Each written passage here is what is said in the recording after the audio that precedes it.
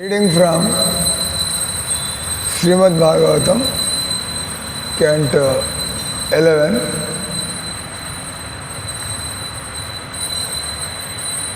వాసుదేవుడికి నారదుడి అంతిమ ఉపదేశాలు.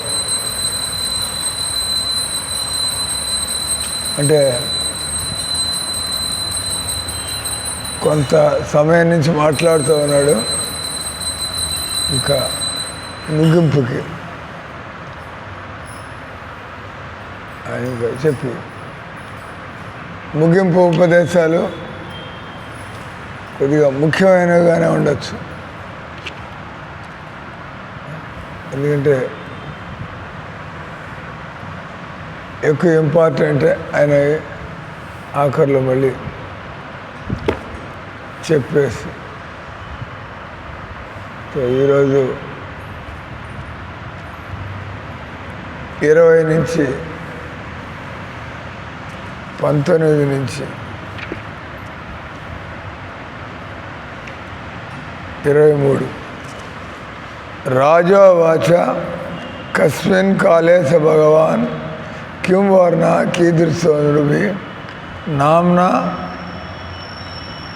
వాకేన విధిన పూజ్యతే తదిహోచ్యతాం. కరభాజన ఉవాచ కృతం త్రేతా ద్వాపరంచ కలివిత్తేషు కేశవ నానావర్ణ విధాకారో నానైవ విధినేజ్యతే. కరభాజన్ కృతే శుక్ర చతుర్బాహు జటిలో వల్కలాంబర కృష్ణాజినో పవీతాక్షాన్ బిభ్రద్దండకమండలు మనుష్యాస్తు తదా శాంత నిర్వైర సుహృద సమ యజంతి తపసా దేవం శమేన చ దమేన చ హంస సువర్ణో వైకుంఠో ధర్మ యోగేశ్వరో మల ఈశ్వర పురుషో వ్యక్త పరమాత్మేతి గాయతి గీయతే. అనువాదం తాత్పర్యం. స్త్రీల ప్రభుపాదికి నిమి మహారాజు అడిగాను. రాజోవాచ భగవానుడు వివిధ యుగాల్లో ఏ వర్ణముల్లో ఏ రూపముల్లో అవతరించును, ఏ నామములతో ఏ విధులచే అతడు మానవ సంగమున అర్చింపబడును. మనిషి భగవత్ శరణాగతుడు. దేవదేవుని ప్రేమయుత సేవలో నెలకొనిన వాడు కానిచో మానవ జన్మ వృధా అగునని కడిచిన శ్లోకాల్లో స్పష్టముగా చెప్పినాడు. భక్తియుత సేవయే బద్ధజీవులను ఉద్ధరించుటకు ఏకైక సాధనమని స్పష్టముగా చెప్పబడిన కారణంగా భగవద్గీతకు సంబంధించి ప్రత్యేక వివరములు తెలుపుడని రాజు ఇప్పుడు ఋషులను అడుగుతున్నాడు. మొదట్లో ఆయన భక్తి నిరూపణ. మానవ జీవితం భగవద్భక్తి చేయడానికి ఏ ఉద్యోగం అయినా చేయి, ఏ ఆశ్రమంలోనైనా ఉండి, బ్రహ్మచర్య, గృహస్థ, వానప్రస్థ, క్షత్రియ లేదా బ్రాహ్మణ, వైశ్య, శూద్ర, క్షత్రియ, బ్రహ్మచారి, గృహస్థ, వానప్రస్థ, సన్యాసి, మనుషులు ఎటు చూసినా ఈ వర్ణాశ్రమ వ్యవస్థలో అంతే కదా. నీకు పెళ్ళయిందా? కాలేదు సార్. అలాగే పెళ్ళయింది సార్. మీ ఆయన చనిపోయాడు సార్. వానప్రస్థ అయిపోయింది, క్లోజ్. మనం క్లోజ్ చేసుకోవచ్చు, భగవంతుడు క్లోజ్ చేయొచ్చు. అంటే భార్యాభర్త బతికే ఉన్నారు, వాళ్ళిద్దరూ కలిసి భజనలోకి రావచ్చు. లేదా భగవంతుడు వాళ్ళిద్దరు ఎవరో ఒకరిని తీసేస్తాడు, మీరు వేరే గతి లేదు. అది ఇంకా శాశ్వత జీవితాన్ని వానప్రస్థ అడుగులకు పో, మందిరానికి పో.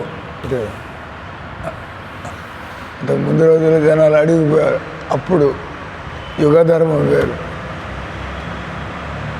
అప్పుడు వానప్రస్థ అంటే ఇప్పుడు మందిర ప్రస్థ, గో టు టెంపుల్. అడవుల్లో పోతే అవుతుంది, ఆ పూలను చూసి అక్కడుండే ఉగ్రవాదులను చూసి అక్కడుండే ఎక్కడ అడవులనే అన్ని చోట్ల రోడ్లు పడ్డాయి. అడవులోంచి రోడ్లు పోతున్నాయా లేదా? నేను శుద్ధంగా ఓన్లీ అడవని. మొత్తం భారతదేశం క్రిస్ క్రాసింగ్ అంటే north to south, GT road, grand trunk road, పెద్దది, కేరళ నుంచి కాశ్మీర్ దాకా. అలాగే అస్సాం నుంచి ముంబై దాకా రైళ్ళు, బస్సులు, అంత దేశం అంతా రోడ్లమయం. ఎక్కడ పడితే అక్కడ రోడ్డు అని. నెల్లూరు నుంచి ఏడుపాలని, ఏ విలేజ్ రోడ్లు. మనం పోయాం కుందుకూరు, అదేందో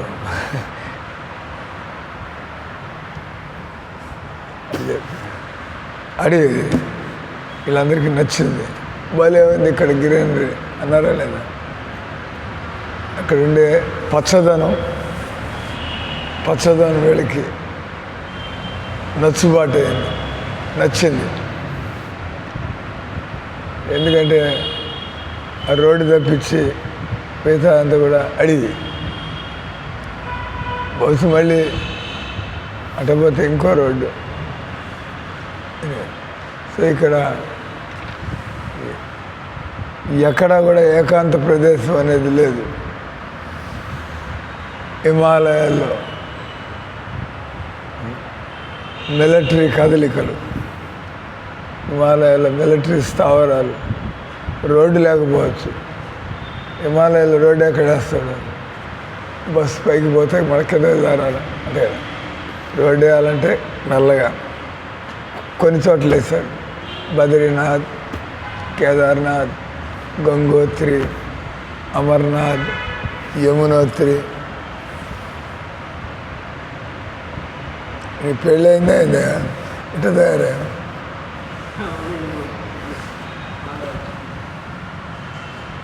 బస్ నీ బతుకంతా ఇంతనే,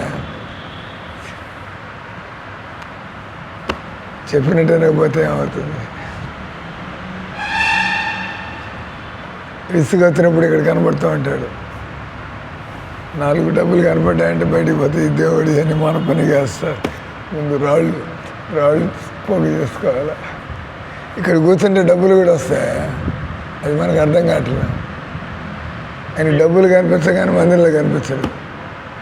డబ్బులు లేకపోతే ఖాళీ కొన్నాం పదా మందిరం పోయి కూర్చున్నాం. ఇంతకుముందు రోజు వచ్చేవాడు కదా, ఏం పేరు మర్చిపోయాను. ఇన్ని రోజులు బ్రేక్ వచ్చేప్పటికి ఎగిరిపోయింది. రోజు మొహం చూస్తుంటే మునిస్తా వచ్చాడు. ఎన్నాళ్ళు ఆయన మందిరంలో కనపడి.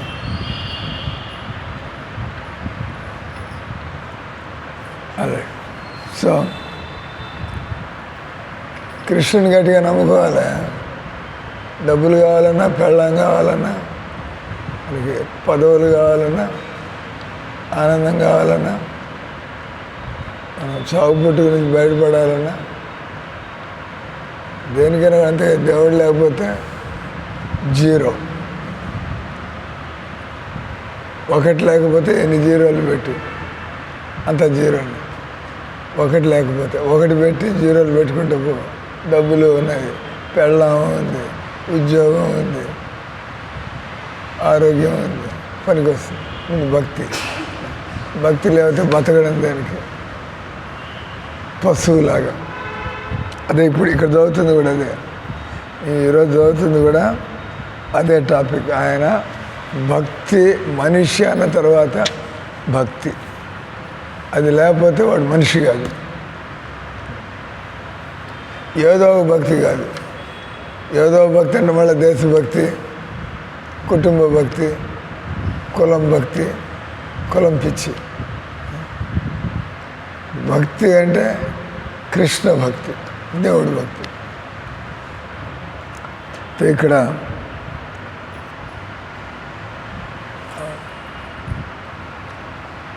ఎక్కడ వానప్రస్థానం. అంటే వనానికి ప్రస్థానం చేయడం. ఈ రోజుల్లో ధ్యానం పద్ధతి కాదు, ఏకాంతం అనేది ఎక్కడా లేదు. అంటే వానప్రస్థ అంటే మందిరం ప్రస్థ. ఆ మందిరం కూడా వైష్ణవ మందిరం ప్రస్థ.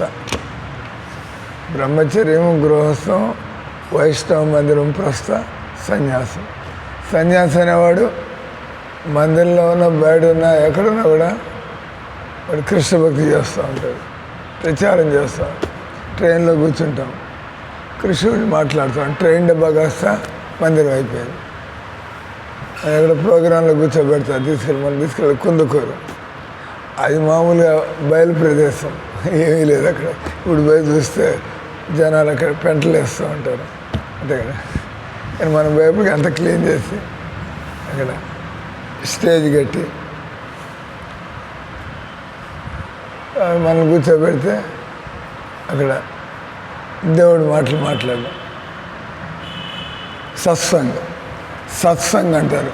కృష్ణ కథ లేదా సత్సంగ్ ఎకే. ఎందుకంటే కృష్ణుడు సత్యం, కృష్ణుడు శాశ్వతం, కృష్ణుడు మన లక్ష్యం.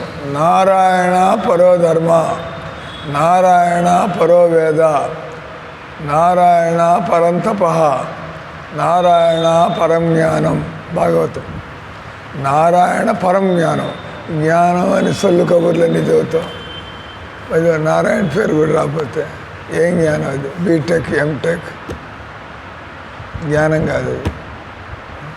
జ్ఞానం అంటే జీవుడిని మాయ నుంచి బయట పెట్టేది.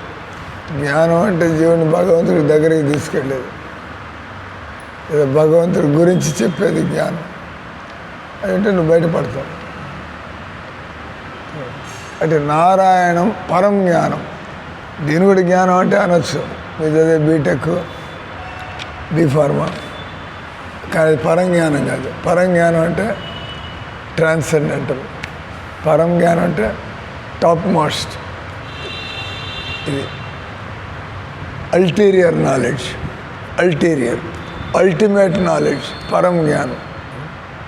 నారాయణ పరం జ్ఞానం, నారాయణ పరంతప.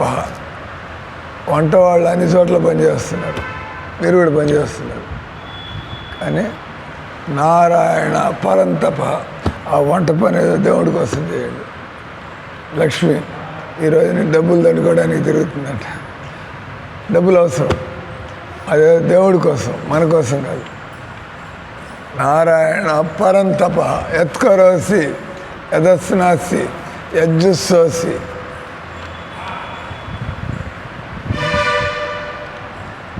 యత్తపశ్యతి తత్కురుష్య మదర్పణం. అది మన యోగా నేర్పించడానికి పోతూ ఉంటాం. అదే దేవుడి కోసం అయ్యింది, డబ్బుల కోసం. వాళ్ళు యోగా నీ దగ్గర నేర్చుకోవాలి, వాళ్ళు దేవుడి కోసం దేవుడి కోసం మా దగ్గరికి వస్తారు. వాళ్ళ ఆరోగ్యం కోసం నీ దగ్గరికి వస్తారు. నువ్వు డబ్బుల కోసం వాళ్ళ దగ్గరికి పోతావు. దేవుళ్ళ వాళ్ళ పేరు మాత్రం యోగా అంటే దేవుడితో కలవడం. అది లేదు మధ్యలో. అది చేస్తే నీ దగ్గర ఎవడు రాడు. మేము మా ఆస్తమా కోసం నీ దగ్గర వచ్చి దేవుడు అంటాయనే, మా ఆస్తమా కోసం నీ దగ్గర దేవుడు అంటాయనే. మీ యోగాలో ఆస్మాకి ట్రీట్మెంట్ లేకపోతే చెప్పలేము, ఇంకో డాక్టర్ దగ్గరికి పోతాం, అంతే కదా. యోగా అనగానే కృష్ణుడు. ఎందుకంటే ఈ శరీర సమస్యలకి ఏమీ సమాధానం లేదు, అంతా మోసపడడం తప్పితే. ఈ శరీర సమస్యలకి శరీరం నాశనం కాక తప్పదు. ఏంది దాన్ని బాగు చేసేది?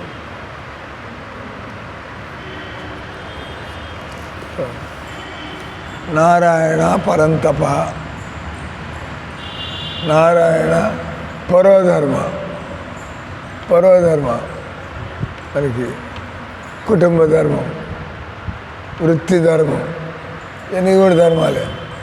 కానీ నారాయణ పరోధర్మ అంటే నిజానికి ఆత్మ కావాల్సింది కృష్ణుడు. ఆ సంబంధంలో చేసేది అది నిజమైనటువంటి ధర్మం. మిగతా మూసిపోతాయి. మీ నాన్న ఉన్నాడా? అమ్మ? మీ తాత? అంటే వీళ్ళు కూడా ఒక రోజు పోతారు. ఇప్పుడు వాళ్ళ కోసమని రాత్రి వాళ్ళు పని చేస్తున్నాం, వాళ్ళు పోతారు. ఆ ధర్మం ఆగిపోయింది, ఇంకా లేదు కదా. ఇంతకుముందు మా అమ్మ సార్, మా అమ్మని చూసుకోవాలి సార్, మా ఇంట్లో ఖర్చులు సార్, వాళ్ళు పోయారు. ఇప్పుడు ఏం చేయాలి? కనీసం అప్పుడైనా ఏమన్నా దేవుడి దగ్గరికి వస్తా అంటే అప్పుడు కూడా వచ్చేది. నిద్రమామ పెట్టారు మళ్ళీ. కూర్చునేది ఇద్దరు వాళ్ళు, ఒకరు నిద్రపోతూ ఉంటారు, ఒకళ్ళు అటు చూస్తూ ఉంటారు. ఎవరి కోసం క్లాస్ చేయాలి అని. ఇక్కడ మీరు ముగ్గురు ఏంటలేదు అని ఆ రికార్డింగ్ ఎవరి దగ్గరికి పోతే వస్తాక ఫోన్ చేసి భలే చెప్పారు సార్ క్లాస్ అంటే. నారాయణ పరోధర్మ. పరోధర్మ అంటే ఈ ధర్మాన్ని ఆగేది లేదు. వచ్చే జన్మ వస్తే మళ్ళీ కృష్ణ భక్తి ఉంటుందా ఉండదా? వచ్చే జన్మలో ఏ జన్మ వచ్చినా కృష్ణ భక్తి అనే చేయాల్సింది. అంటే యోగి అంటే మాట్లాడు, వచ్చే జన్మ ఏం చెప్తారు సార్? జ్ఞానం లేదు. ఎన్ని జన్మలు ఎత్తినా అసలు మళ్ళీ జన్మ ఎందుకు ఎత్తాం అంటే కృష్ణుడితో సంబంధం లేదు కాబట్టి. కృష్ణుడి సంబంధం అంటే ఇక్కడికి ఎందుకు వస్తాం? పోతాం.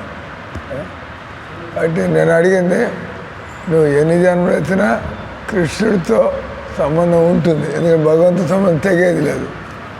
పెళ్ళంతో సంబంధం తెగిపోతుంది, దోస్తులతో సంబంధం, మిత్రులతో.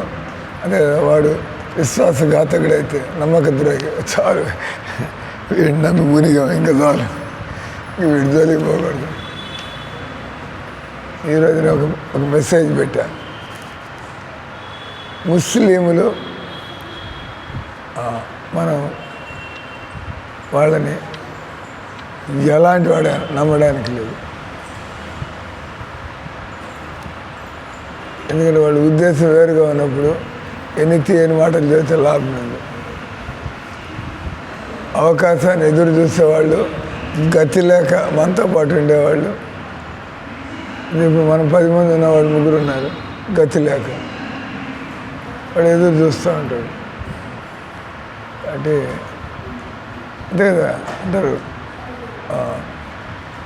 కొంతమంది వ్యక్తులు పాము, తేలు అని ఎంత బాగా చూసుకున్నా కూడా మిమ్మల్ని కొట్టడం అది చేసేది. ఎంత బాగా చూసుకోండి. కనీసం మీరు జంతువులు మీ సేవను చూసి పులి కూడా కొద్దిగా నెమ్మదవచ్చు మీతో ఉంటూ. చాణక్య పండితుడు ఏమన్నాడు? తేలుకి విషం తోకలో ఉంటుంది, పాముకి విషం తలకాయలో ఉంటుంది, కానీ దుర్మార్గుడికి విషం ఒళ్ళంతా ఉంటుంది. వాడి ఆలోచనలు, వాడి పనులు అంతా కూడా ఎలా మనం ఇతరులు మన స్వార్థం కోసం వాడుకోవాలి. అంతే దుర్మార్గుడు అంటే అంతే కదా. ఏమీ ఇలా పెళ్ళాన్ని నగలు కూడా అమ్మేసి సారాయి బాటిల్ తెచ్చుకుంటాడు. లేదా ఇంట్లో అమ్మతో కొట్లాడి నగలు తీసిపోయి వాడి కోరికను తీర్చుకోవాలి. మంచిలా చెడులా అంటే నిలువెల్ల విషం అంటారు కదా. పాపం దానికి తోకలోనే ఉంటుంది, దీని తలకాయలోనే ఉంటుంది. ఒళ్ళంతా విషయం. ఎవరైతే కృష్ణ భక్తులు కారో అటువంటి వాళ్ళు స్వార్థం నుంచి బయటికి రాలేరు. కృష్ణ భక్తులు అంటే వాళ్ళు ఇక్కడ ఈ సంసారం నుంచి వాళ్ళు పెద్ద ఆశలేం పెట్టుకోవాలి, బిద్దలు కట్టేయాలా, మన ఇక్కడ మంత్రి గారు అయిపోవాలా, లేదా భోగాలు అనుభవించాలా. కృష్ణ భక్తులు వాళ్ళు భోగాల నుంచి బయటపడాలని చూస్తారు. కాబట్టి కృష్ణ భక్తులు ఒకళ్ళని వాడుకునే లేదా వాళ్ళని ఎక్స్ప్లాయిట్ చేసే లేదా వాళ్ళకి అన్యాయం చేసే ప్రసక్తి నిజంగా కృష్ణ భక్తులు అయితే. నాటకాల కోసం కృష్ణ భక్తి చేస్తుంటే అదొక వ్యాపారం అనేది. వెనెవర్ వి టాక్ అబౌట్ భక్తులు అనగానే ఎవరైతే హృదయంతో భక్తి చేస్తున్నారో, హృదయం పెట్టి భక్తి చేస్తారో, అదే హృదయంలో ప్రభుపాద ఎందుకు లక్షల మంది ఆయన కలుసుకోగానే ఆయన నమ్మేశారు. ఏమి వాళ్ళు ఎవరిని కలుసుకుంటే మనకు నమ్మకం కుదరదు. వీడు ఎలా అంటాడు అమాంతకుడు, ఏం చేస్తాడు మనకేంటి, ఉంటా నమ్మకం కుదురుతుంది. వీడు మన హితాన్ని కోరేవాడే, వీడు మనం మోసం చేసేవాడు, అయినా కూడా మోసం చేయొచ్చు. మీతో 15 ఏళ్ళ తర్వాత మోసం చేసిపోవచ్చు. కానీ నిజానికి కృష్ణ భక్తుడు అయినట్లయితే ఆయన జీవితంలో తన జీవితాన్ని ఇతరుల కోసం ఇస్తాడు, కానీ ఆయన ఇతరులకు మోసం చేసే అవకాశం లేదు. నేను ఆయన సంతోషంగానే ఉన్నాడు, భజన చేసుకుంటా. ఎవరిని మోసం చేయాలా, ఎవరిని ఎక్స్ప్లాయిట్ చేయాలా, మనకి ఏదైనా శరీర కోరికలు ఉంటే అప్పుడు ఈ ప్లాన్లన్నీ వేయాలి. బయటకు ఒకటి చేస్తూ లోపలికి ఒకటి చేస్తూ మనం కోరిక నుంచి బయటపడాలా, నేను కృష్ణుడిని సేవించుకోవాలా, ఆ స్థితిలో ఉండేవాడు ఇంకేం మోసం చేయాలా, ఏమీ అవసరం లేదు వాడికి. తన దగ్గర ఉండే డబ్బులు ఎక్కువగా అనిపిస్తే ఎవరిని మోసం చేయాలా, ఆయన ఉన్న కోరికలనే దాని నుంచి ఎట్ట బయటపడాలని చూస్తుంటే, మామూలు వ్యక్తులు కోరికలు తీర్చుకోవాలని చూస్తుంటే, కృష్ణ భక్తులు ఈరోజు మనం విహాయ కామాన్ యస్సర్వాన్. ఈ మధ్యలో మీరు భగవద్ శ్లోకాలు ఏం కూర్చుండట్లేదు, అంతా పోయింది, తలకాయ అంతా పాడవుతాం. శ్లోకాలు 4 అతుక్కుంటాయి రోజు చదువుతుంటే.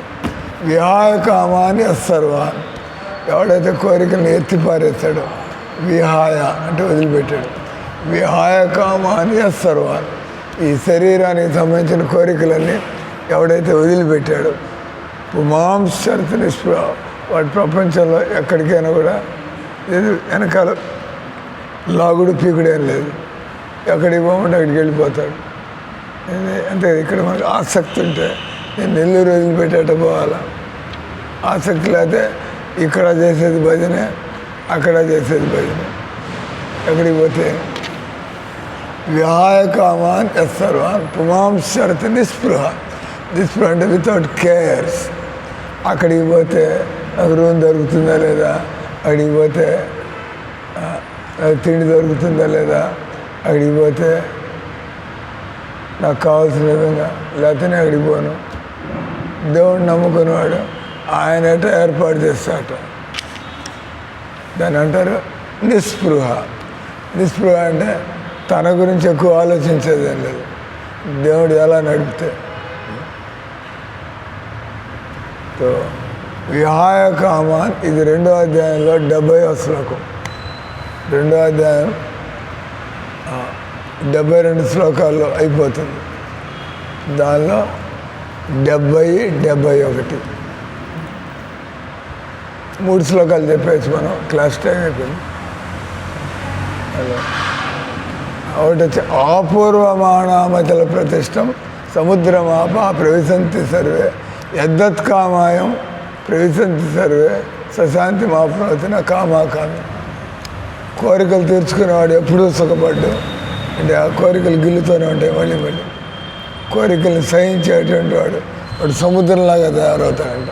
సముద్రంలో ఎన్ని నీళ్ళు వస్తున్నా కూడా, నీళ్ళు వస్తున్న సముద్రం పొంగిపోతుంది అని ఓ అని అన్ని వైపుల నుంచి అన్ని నదులు పోతూ ఉంటాయి, ఏం తేడా లేదు, అంత లోతుంది సముద్రం. అంతే కదా. ఆ రకంగా ఎవడైతే భగవన్నామం లోతుల్లో పడతాడో ఎన్ని కోరికలు వస్తున్నా బయట నుంచి రెచ్చగొడుతూ ఉంటారు, మనకి లోపల నుంచి కోరికలు వస్తూ ఉంటాయి. మనకి భోగాలు అనుభవించే అవకాశాలు వస్తూ ఉంటాయి. కానీ అతను సముద్రంలాగా ఈ చెత్త కోరికలు వస్తూ ఉంటాయి, పోతూ ఉంటాయి. ఈ కోరిక తీర్చుకోకపోతే నా బతుకట్లా, కోరికతో కదిలిపోతాం అంతే కదా.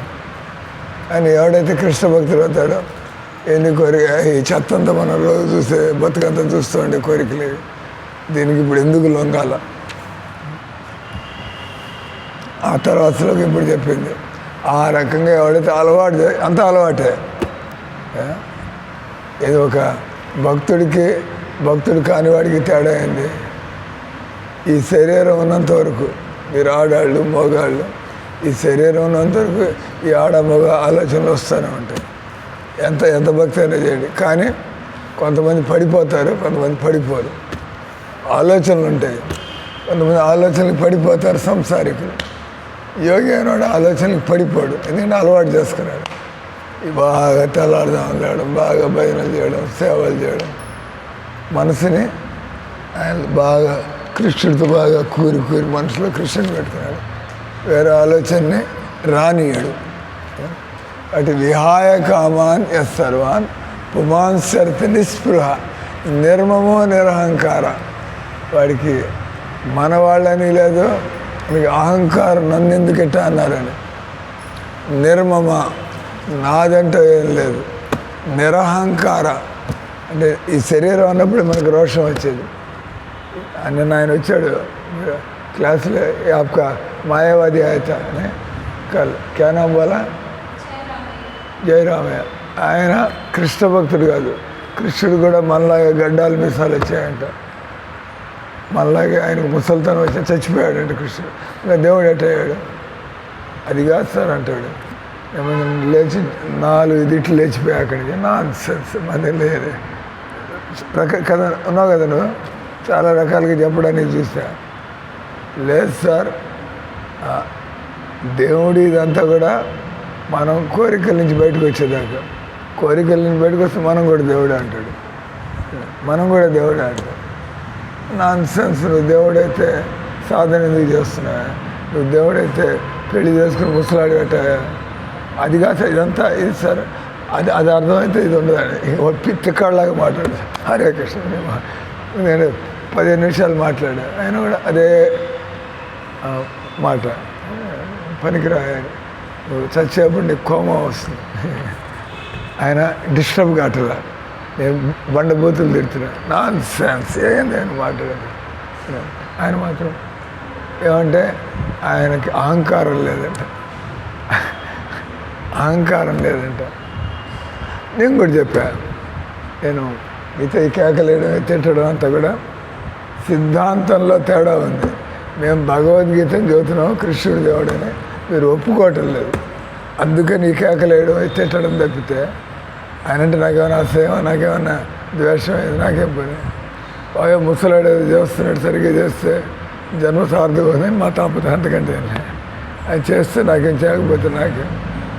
అంటే మనం కాంప్రమైజ్ చేయకూడదు. No compromise. ఎవడన్నా కృష్ణుని ఒప్పుకోకపోతే, నేను క్లియర్గా ఉంది భగవద్గీతలో, నేను దేవుడిని అని. ఆయన కాదంటే ఇంకేందుకు మాట్లాడేంత తిక్కడలాగా మాట్లాడతారు, పిచ్చాడలాగా మాట్లాడతారు, పనికి మానిస్తే ఫిలాసఫీ మీద. అని అన్నాడు, సార్ అద్వైతం అంటారు సార్, ద్వైతం అంటారు సార్, విశిష్ట ద్వైతం, ఆత్మ తెలిసిపోతే అంతా ఒకటే సార్ అంటే. ఏందో ఆయన మాట్లాడేది ఆయనకి తెలియాలి.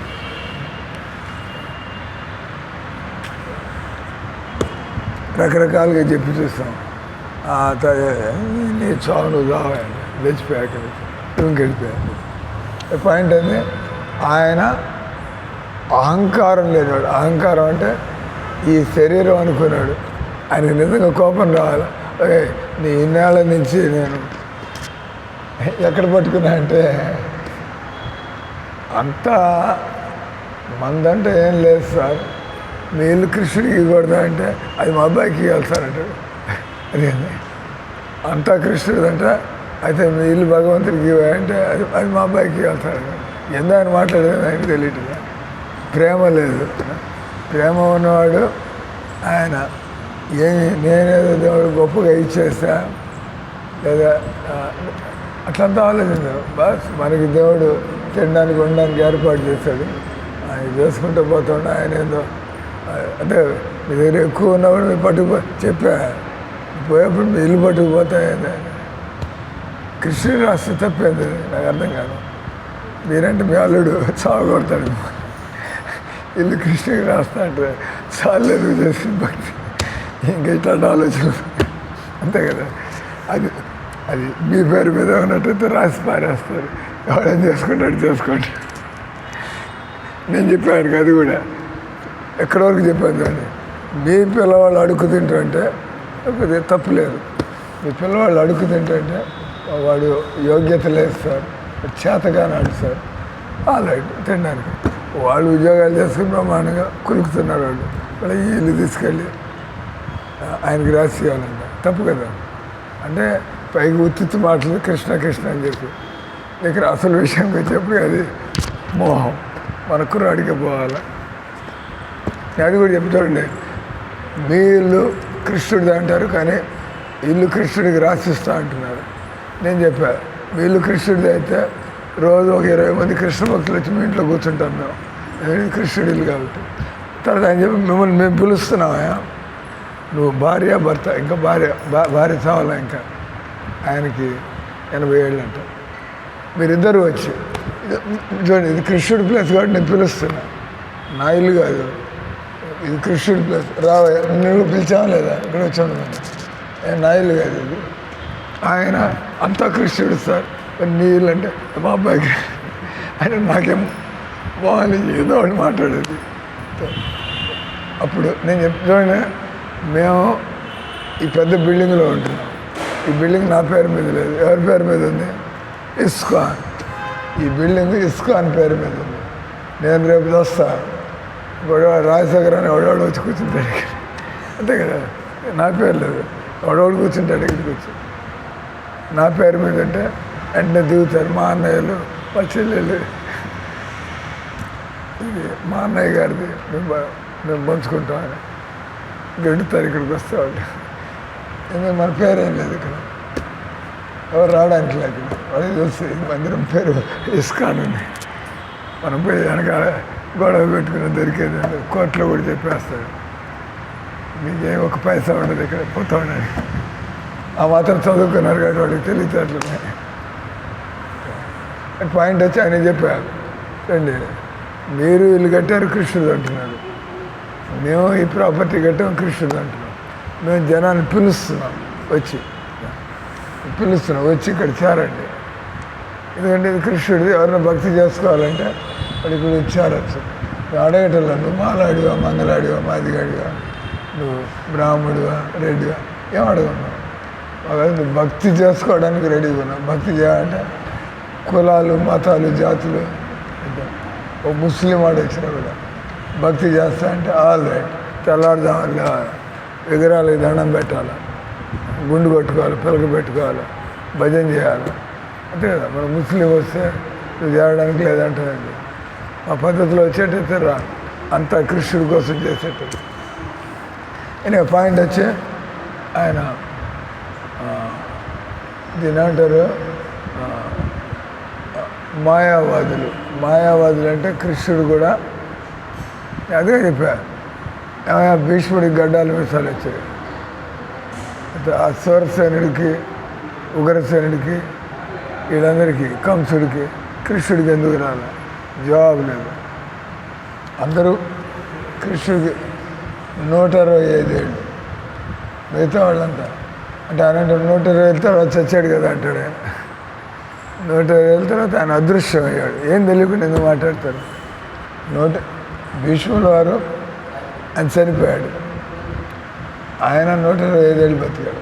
కృష్ణుడితో పాటు ఉన్నాడు కదా, ఇంకా ఎక్కువ ఉంటుంది. కృష్ణుడి కంటే ముందు పుట్టాడు. బాగా ఫుల్గా గడ్డాలు మెసాలు చల్లబడి. మరి కృష్ణుడు ఆయన 125 ఏళ్ళు ఉన్నారు. ఆయనకేం గడ్డాలు మెసాలు రాలే ఏమి. ఎందుకంటే ఆయన శరీరం కాలంతో నాశనం అయ్యే శరీరం కాదు. అది వాళ్ళకి అర్థం కాదు. అది వాళ్ళు దాన్ని అంగీకరించదు. ఎందుకంటే తలకాయ ఉపయోగించి ఆలోచిస్తున్నారు. అది ఎట్లా వీలవుతుంది. కృష్ణుడికి 125 ఏళ్ళు ఇచ్చాయంటే ఆ తర్వాత ఏమయ్యాడు, చనిపోయి ఉంటాడు. 125 వచ్చిన వాళ్ళందరికీ గడ్డాలు మీసాలు వచ్చాయి, కానీ కృష్ణుడికి రాలేదు. ఆయన వయసు కూడా మారినట్టు కూడా ఏం కనపట్ల, అట్లాగే ఉంటాడు.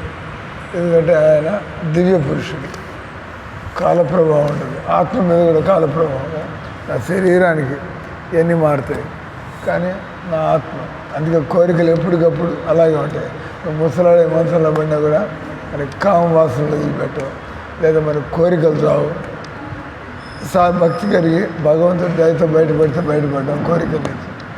అంతే కదా, భగవంతుడి దయతోనే మనం కోరికల నుంచి బయటపడగలం. దైవీ గుణమయ్యి మమ మాయ దురత్తయ, ఈ శరీర సంసార కోరికల నుంచి బయటపడడం అసంభవం అని చెబుతున్నాడు. కానీ ఆ తర్వాత లైన్లో మామేవయ ప్రపద్యంతి, నా శరణు పొందినట్లయితే అంటే దేవుడు చూస్తాడు వీడికి విసుగు వచ్చిందా లేదా, ఇది సంసార వాసనలు కోరికలు విసుగు వచ్చిందా లేదా.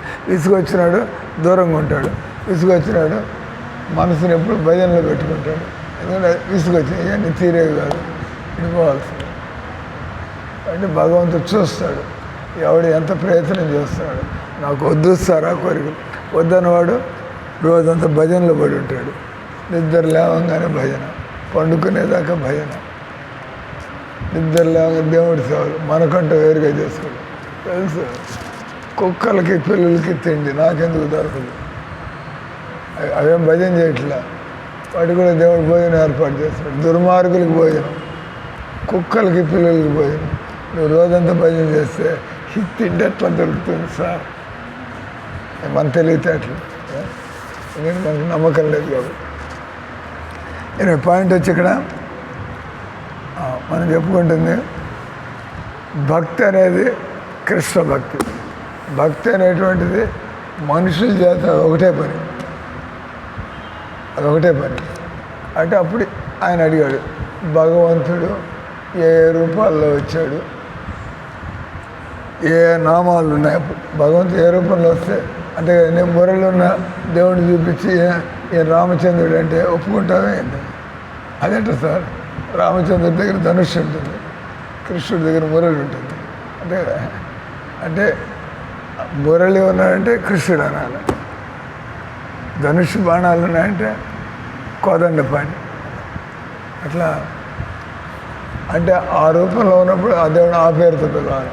నరసింహస్వామిని చూపించి ఆయన కృష్ణుడు కనబట్టలేదా అంటే ఆయన కృష్ణుడు అని తెలుసు, ఆ రూపంలో ఆయన కృష్ణుడు అనడానికి లేదు, ఆయన నరసింహస్వామి అనాలి. అంతే కదా, ఆ రకంగా. అంటే అడిగాడు ఆయన. నిమి మహారాజు నవయోగేంద్రుల్ని ఆల్ రైట్ భక్తి చేయమన్నారు. సో భగవంతుడు ఏ రూపాల్లో ఆయన భక్తి చేయొచ్చు. భక్తి అని చెప్పి అయ్యే భక్తి చేస్తే అదేమన్నా దేవుడి భక్తి, అది భక్తి అని చెప్పి వెంకయ్య స్వామి భక్తి చేస్తే, అది సాయిబాబా భక్తి చేస్తే ఆల్ నాన్సెన్స్. అందుకే అడుగుతున్నాడు ఏ రూపాలు వచ్చి చెబుతున్నాడు. ఎందుకు రాముడి దేవుడు అంటాం, ఎందుకు నారాయణుడి దేవుడు అంటాం. ఇక్కడ కరభాజండు సమాధానం ఇచ్చాడు. కృత, త్వేత, ద్వాపర, కలి 4 యుగంలో కేశవుడు రకరకాల రంగుల్లో వర్ణం అంటే 2 అర్థాలు. వర్ణం అంటే రంగు, వర్ణం అంటే కులం, క్షత్రియ కులం, బ్రాహ్మణ కులం. మహాప్రభు బ్రాహ్మణ కులం, రామచంద్రుడు క్షత్రియ కులం, కృష్ణుడు యాదవ కులం, వైశ్య కులం. కృష్ణుడు వైశ్యుడు అంటారు, యాదవ్. ఆయన ఇష్టం. ఆయన పక్షి, ఆయన చేపలాగా వచ్చాడు, ఆయన తాబేలులాగా వచ్చాడు. భగవంతుడు ఆయన ఇష్టం. అది ఆయన ఏం చేశాడు, చదువుకొని బాబు తాబేలు రూపంలో వచ్చినా కూడా ఆయన అలాంటి పనులు చేశాడు. మత్స్యావతారంలో వచ్చిన ఏం లేదు, కూరమాత. వివిధ వర్ణాలతో, నామాలతో, రూపాలతో. సత్యయుగంలో శుక్లవర్ణుడు, చతుర్భుజుడు, వల్కలధారి. భగవంతుడు నరనారాయణ ఋషులు వాళ్ళు ఈ విధంగా.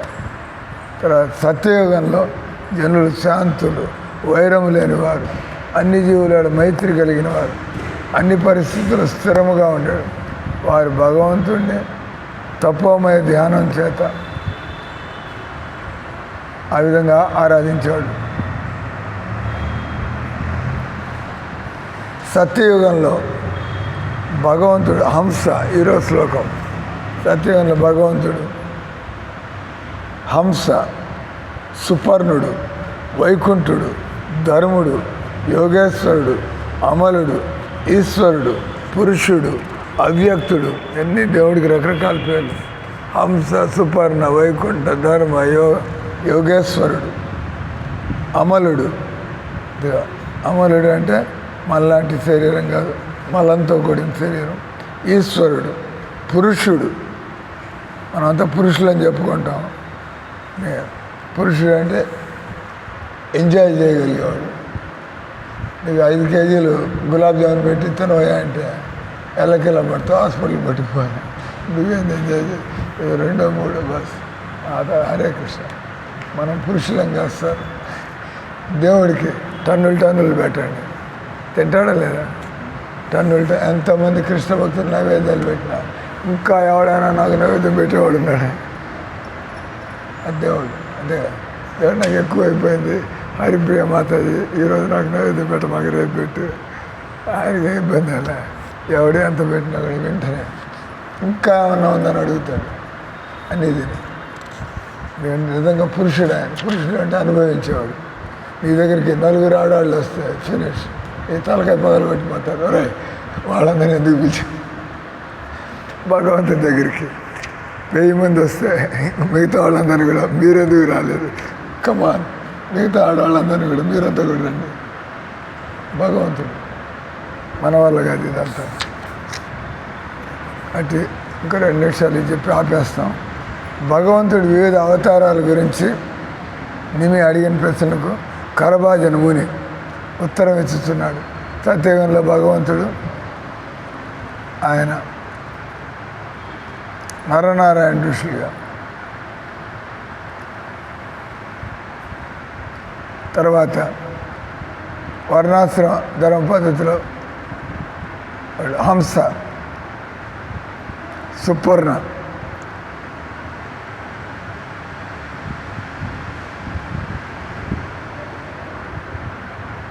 భగవన్మాయచే రచితమైన పరిభ్రమ అలవాటు పడినవారు, వైకుంఠుడు భగవంతుడు,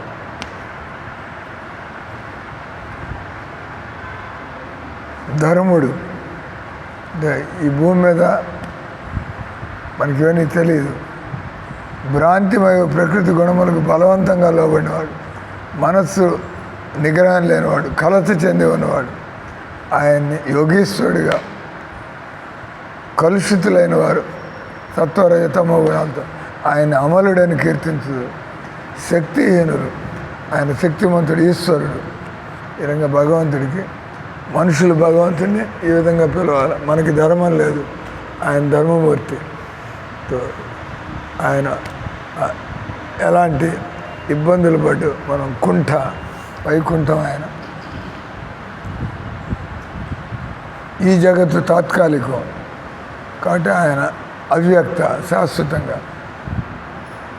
ఈ ప్రకారం సత్యయుగంలో వాసుదేవుడు అనేక రకములు దివ్య చతుర్భుజ ప్రకటమగును. జీవులతో ప్రత్యేక భక్తి విధానములచే అతన్ని అర్చించు. అందువల్ల భగవంతుడు నానా విధములకు నామములను కలిగి ఉన్నాడు. హరే కృష్ణ హరే కృష్ణ కృష్ణ కృష్ణ హరే హరే, హరే రామ హరే రామ రామ రామ హరే. ఇక్కడ అందరూ శ్రీమద్ భాగవతంకి, శ్రీల ప్రభుపాదికి, హరినామ సంకీర్తనకి